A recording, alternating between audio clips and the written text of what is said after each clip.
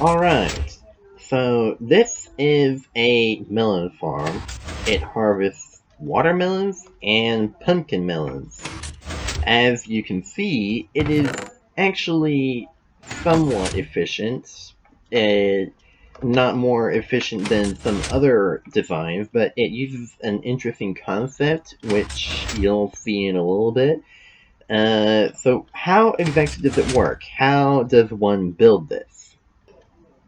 For this video, I will be including a tutorial as it's actually rather simple to build, but it isn't really that obvious unless you've seen it. Alright, so you need 2 chests, a hopper minecart, a rail, 5 dirt, a hoe which we will be using out of stone because that's renewable, water, pumpkin and melon seeds, a light source, some building blocks, a lever, piston, 5 redstone, 11 repeaters, a redstone block, and a redstone torch. Now, the first step to making this is to put down your 2 chests, obviously, then the hopper.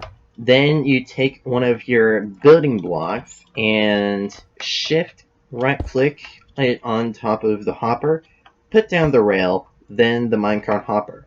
Get rid of the get rid of the block, then you come over to the side and get out of here and pillar up a bit. Then you get the piston and set it so that it faces downwards. Then you get the dirt, set it right there, lever, extend. This is the secret to the compactness of this design, because with the minecart hopper there, that allows the system to work. Any items that you throw down, they will get picked up by the minecart hopper and then transferred down to this chest. And also, this serves as the basis for the rest of the creation. And then you put down the rest of your dirt, and then you set down some water. Shouldn't be too difficult. That was more difficult than I planned. And then, of course, there's the redstone, which isn't too complicated. It's just a simple repeater clock. You get out your redstone wiring and such, and your stuff, your mechanisms, and you set it all up. It is a circuit that repeats over and over, so you don't have to come back and flip the switch. It does it for you. And of course, you want to make sure that it is lit up, but that will come later once we've actually planted the crops. Each of these repeaters, you want them to be set to 4 ticks. Now, the thing about this creation is it can be a little wonky. You want to have it power the block and the redstone adjacent to it. If you have it power the redstone through a wire, it will extend, but it won't retract, which is a bit of a problem. And if you set it up to where there's redstone on top of that block, it won't even work at all, as you can see here. So it's buggy and it might not work properly, but it's because downward facing pistons have always been a bit of an issue in Minecraft, and they've never really worked properly as far as I know. So that's why you gotta make it work. Then over here, that means I didn't do it properly. Oh well. I see the problem. I set it too far away.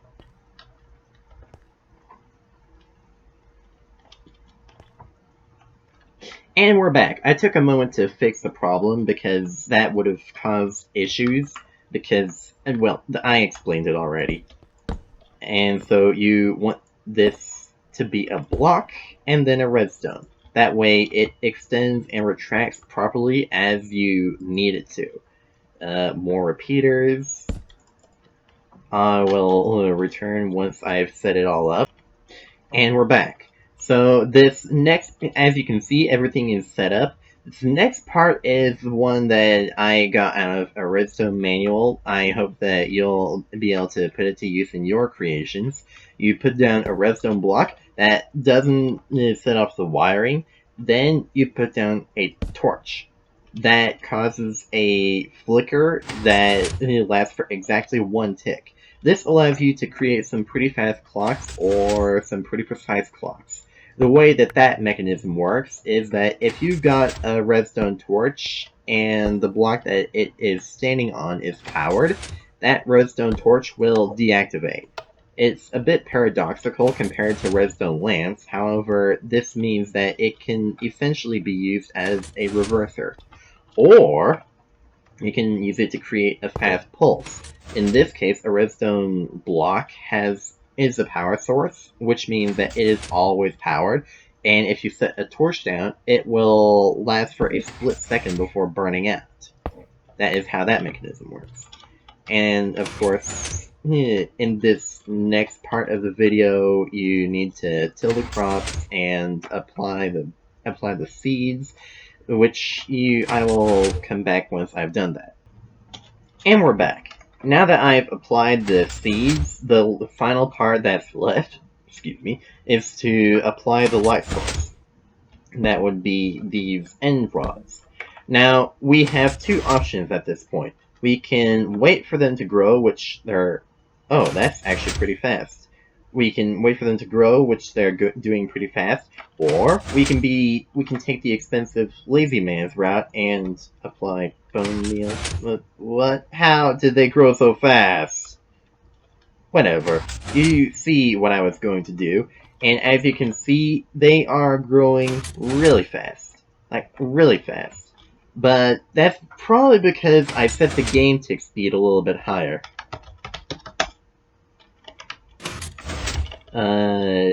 So to reset that, we'll do /game rule random tick speed and press tab so that it skips my typing. And 3 is the default. So that way you'll be able to see how fast it actually goes, which may or may not be as fast as as advertised over there, because that was when the game tick speed was a lot higher. So this is all the stuff that was made in the time that it took me to explain all that. And it hasn't made any yet. But it will eventually. You saw that it was working. So, yeah, you can just set all this up, then let it work on its own, go mining, go chop some trees, come back, and you'll have some melons in your chest. You can also alternate between pumpkins and melons, or you can just put all melons or all pumpkins. It works either way.